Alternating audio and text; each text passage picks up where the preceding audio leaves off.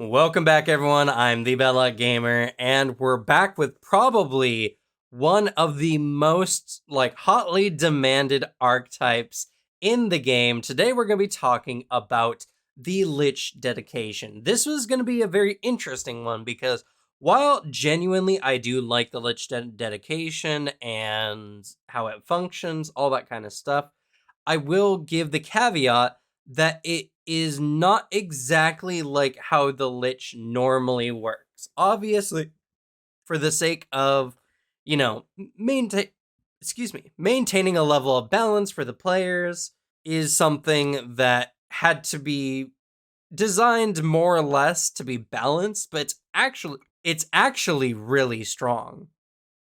It essentially gives you immortality. And there's like, if you're looking at it from a lore perspective, it's a little wonky. But if you're looking at it from a mechanical perspective, I think it's really good. So that being the case, I think this is a good archetype, but I mean, you'll see what I mean as we start, actually. As we look at the initial dedication, now, this is, I think, the only dedication currently, if not one of very few, that start at level 12. That's a really late level to start working on an archetype, more or less. And that means in general, you're not going to be able to select every feat from the Lich dedication. It is actually impossible unless you're using some variant of the free archetype rule and you're spending both your class levels and free archetype slots on the Lich dedication. Now, that's super necessary, but it's something that is just very strange. It's also a rare archetype, which is very obvious because it essentially makes your character immortal. And as well, it has a pretty big list of prerequisites. Now, you do need to be an expert in crafting only, which is actually pretty good. I figured you'd have to be master at least for this one. So that's cool. You're going to want to get up to legendary if you want to select some of the feats anyway. So if you're already master at this point, that's probably for the best. Now, you need to be a living creature. You need to have the ability to cast 6th level spells or higher from spell slots. And you must have completed a ritual to become a lich and crafted a soul cage. So this is where it gets a bit strange because there's not a actual ritual in the game to become a lich. Now, that's not to say that not one necessarily exists, because it does. There's the ritual here that you can all see that is recorded in the Lich section of the monster or the bestiary. And it is, again, it's not a specific ritual. That is the big thing. It says it's a ritual of at least 6th level, which makes sense, especially considering the archetype is a 12th level. So that means that if you were to divide it in half, round up, it's 6th level spellcasting requirements. It all makes sense. Though this one says, but it's always heightened to as high a level as possible for the primary caster, which is interesting. It's not necessarily a big deal.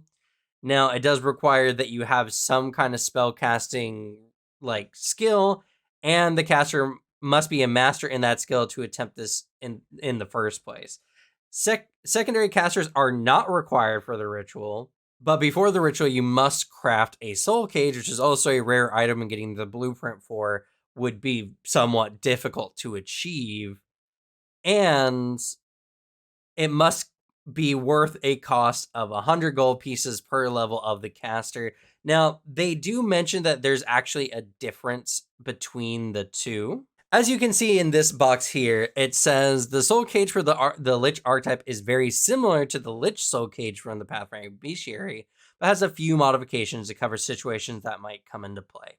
The rest of this just kind of talks about how it has invulnerability and such. And if we actually click the soul cage link here and we look at the item, it says 1,600 gold pieces, which is actually higher than what the Lich requires for the monster, more or less. So that is another very interesting difference. This being more, wrong one. This being more of a a unique thing to players. Now, the ritual uh is or crafting the soul cage also is a hard DC for your level, which is also very interesting considering that that might actually not be the case for these actual soul cage. Who knows? Now, it says here that the ritual has three unique parts. The first is significant sacrifice, crucial to the life and experiences of the primary caster. The second is a source of great power related to the caster's tradition to be consumed during the ritual. And the third is a poignant means to end the primary caster's life, consumed in the closing seconds of the ritual. If any of these are absent or improperly performed, it reduces the degree of success of the primary caster's skill check to complete the ritual by one level for each missing requirement. Each of these should be difficult to obtain, requiring a significant quest or great personal sacrifice. So, yeah, it sounds like there's a ritual, but there's no actual ritual in the game. And when we're looking at just the dedication here, grow myself back to size. There we go.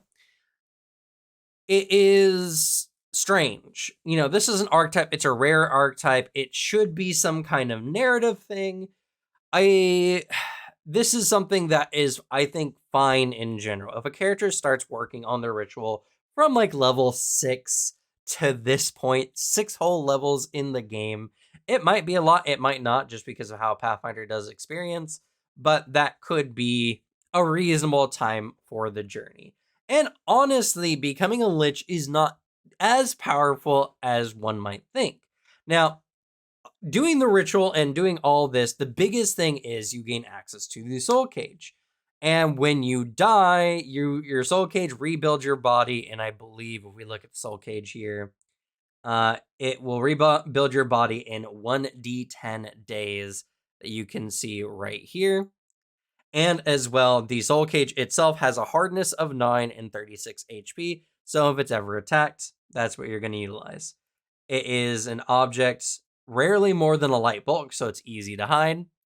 And essentially, unless your GM is specifically targeting your player, you are effectively immortal. Now, granted, that is not without consequence.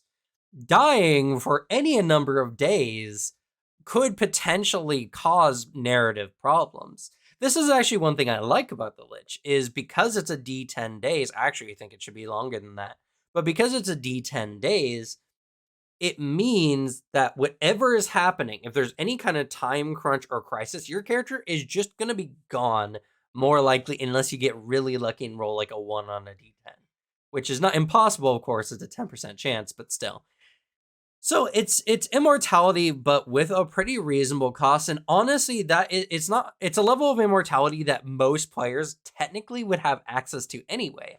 By this level, your characters technically would have access to the ritual to bring someone back to life.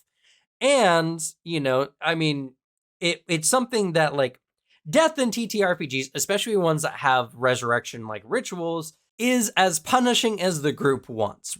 Resurrection is very common in the game, and thus, well, not very common, but resurrection is pretty much easy enough for the players to get access to if the DM allows.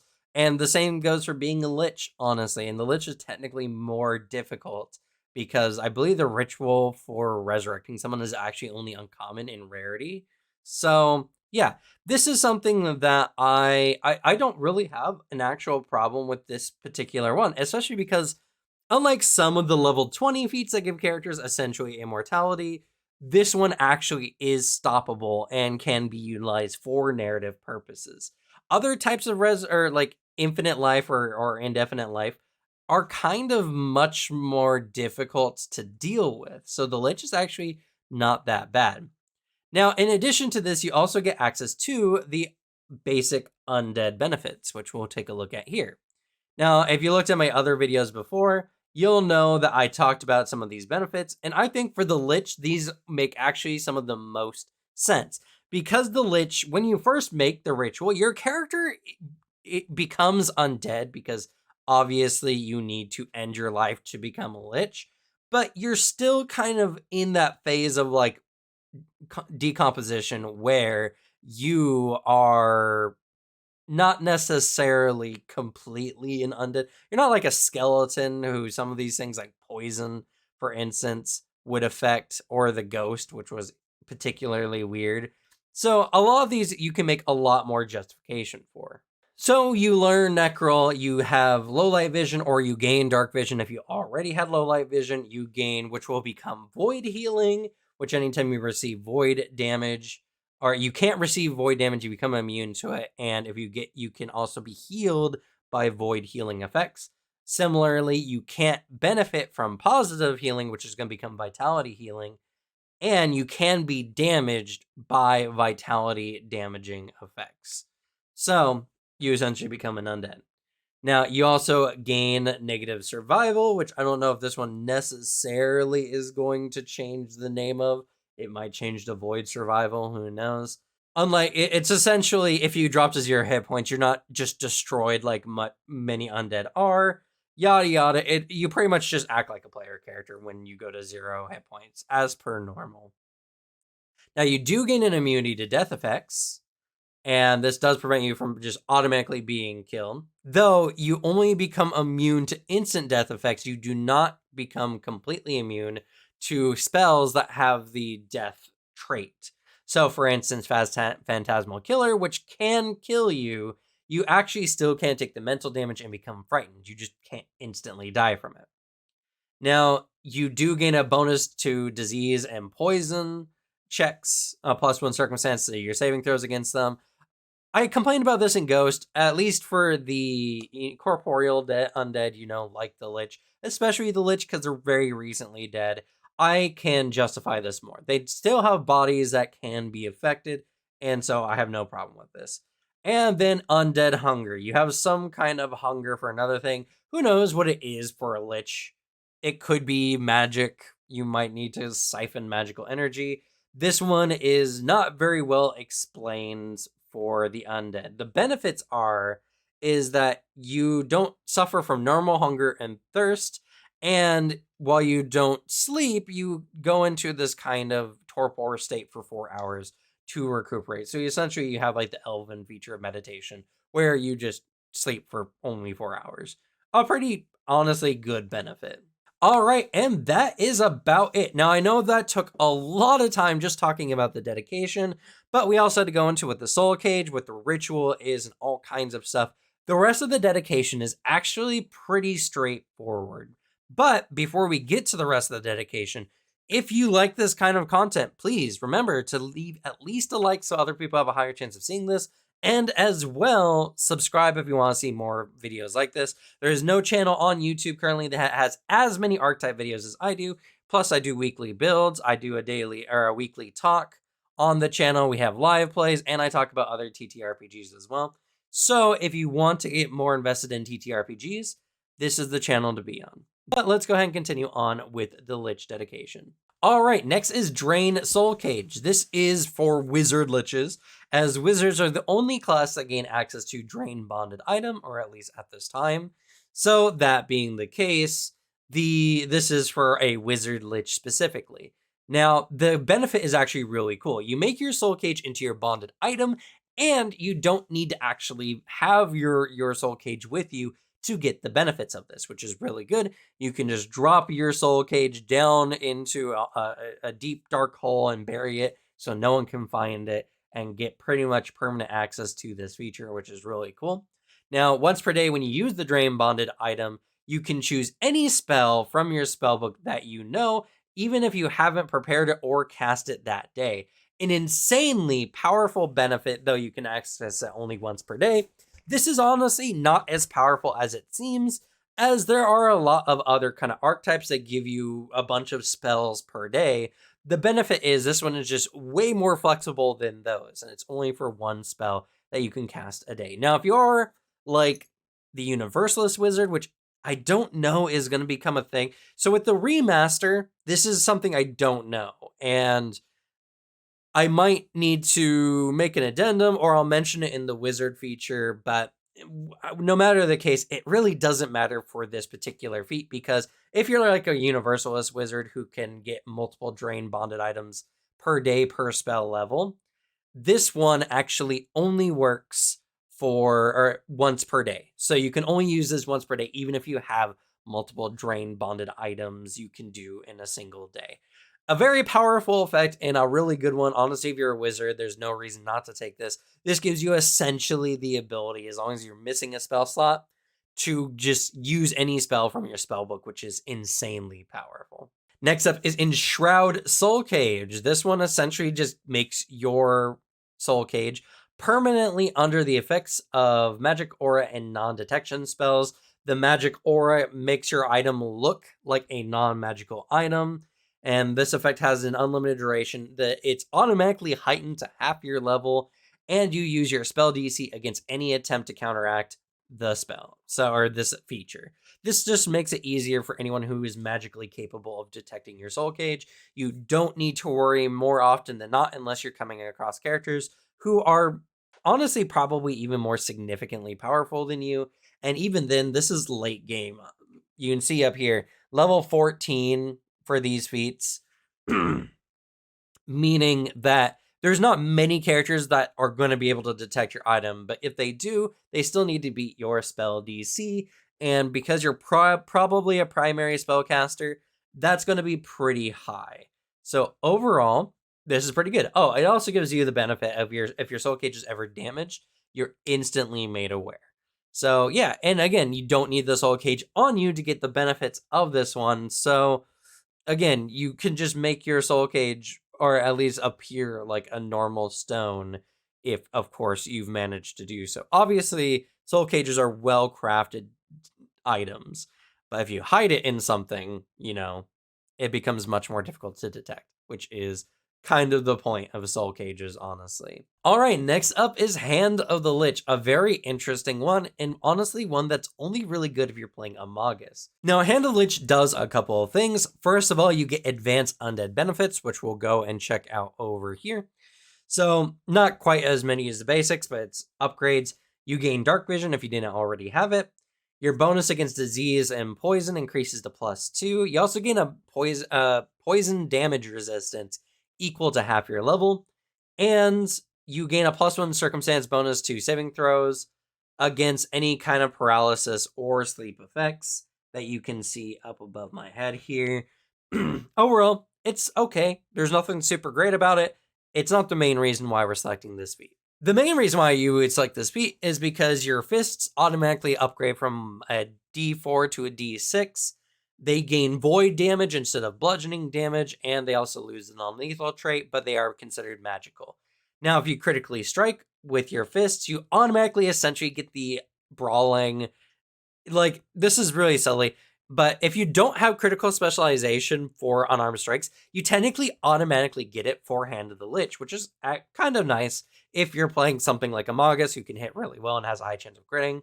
The enemy becomes slowed 1, but they do need to make a successful fort save. Now, the benefit is this does go against your spell DC rather than the class DC, which it normally is, which actually is really good for the Magus, because the Magus doesn't have a really good class DC because they get spell DCs.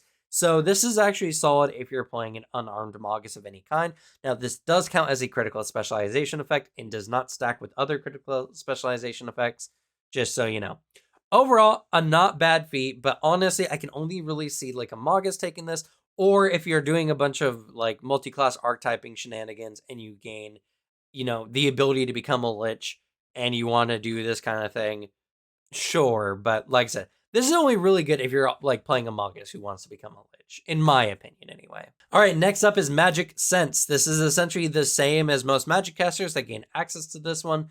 Now, some people I think are confused about Magic Sense, and I think it's called Arcane Sense. There's a skill feat for it. Arcane Sense gives you access to the Detect Magic spell. That means you need to cast it in order to essentially use it. This effect is different because what it does is it gives you the effects as if you were using first level Detect Magic, and it eventually goes up to third level Detect Magic. Now you can turn the sense on and off, but it is not actually magic. You're not using a magic spell in order to do this, and it does mean that if you're doing exploration activities, you can do something else while still getting essentially the benefits of detect magic. So this makes it far better than the skill for arcane sense. Whether that's worth it for one of your very limited feats being a lich, because you get the dedication at 12, right? So you have 14, 16, 18, and 20. You get four feats from lich. So if you want to dedicate one of those to magic sense, cool. If not, this is probably one of the easier ones I would say to pass up, in my honest opinion. But, the decision in the end is up to you and what you want for your character. Regardless, the major benefit to this one is you're just casting a spell without casting a spell, which is handy in actually a lot of situations. All right, next is Bolster Soul Cage. This is actually a really good effect because your Soul Cage gains a hardness equal to your level, which is 16 at this level, which means even if they do attack your Soul Cage, it's not likely to take a lot of damage. And the damage actually increases to 4 times your current level. If you're good at math, which I know many of you probably aren't, that's going to be 64 HP, which is a ton. That's a lot of HP. And with 16 hardness to boot, your Soul Cage is going to be incredibly durable. Also, you get you reduce the amount of time that it takes for your body to rebuild from a D10 days to a D6 days, which is insanely powerful. Very, very powerful, in fact, and probably one of the best like resurrection immortalities in the game. Now, at 20th level, the time it takes you to return is even less, going to 2d12 plus 12 hours, meaning that at minimum, you're going to be down for 13 hours, give or take. Or not 13 hours, 14 hours at minimum. A very weird one. I don't know why they went through all this trouble. They could have just made it an a hour, but who knows? Or a day even. They could have just made it 1 day, not an hour, 1 day, and I think everyone would have been pretty fine with it, to be honest. Because at most, it's going to be a day and a half. So they could have just made it a day. In any regard, this does require legendary and crafting, so it's a really good feat, and it's really good if you're going into crafting as one of your skills. If not, then obviously you're going to have to bypass this one, which is very unfortunate because I think all the level 16 feats, let's see, is the other one level 16? No, yeah, so all the level 16 feats currently require legendary crafting. As I said earlier, you're going to want it to get the best benefits out of this archetype. So that's important. But yeah, Bolster Soul Cage is 100% a recommend if you're concerned about your Soul Cage at all. And if not, even it just allows you to play more carelessly because you just revive insanely fast. All right, we're getting to the last couple of feats. Spell Gem. This is a uncommon one, which is very interesting considering it's from a rare archetype, but whatever. Essentially, you gain the benefits of kind of like a Demi-Lich in the way of you fuse a gem to your forehead, and this gives you an access to either repulsion, scrying, or true seeing once per day. As you level up, it heightens the spell, going to at 18th level, 7th level, and at 20th level, it goes up to 8th level. But once you hit 20th level, you can substitute your spell at any time for spell turning.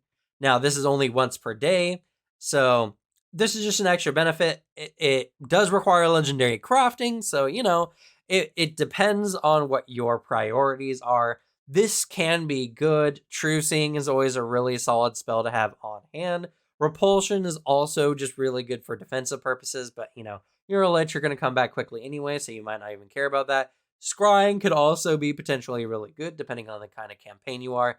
And of course, once you're at level 20 and you get spell turning just always available, that's insanely good.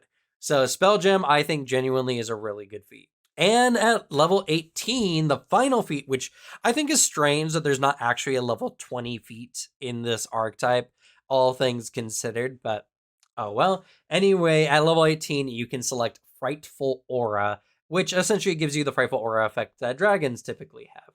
Now, you do actually need to be a master in intimidation at this point, so this archetype does have quite a lot of skill requirements. But the benefit is you are constantly emitting an aura that is a fear effect that requires the enemy to make a will save against the higher of your spell DC or class DC, which I don't know why it's not spell DC or intimidation DC, which would made more sense in my opinion.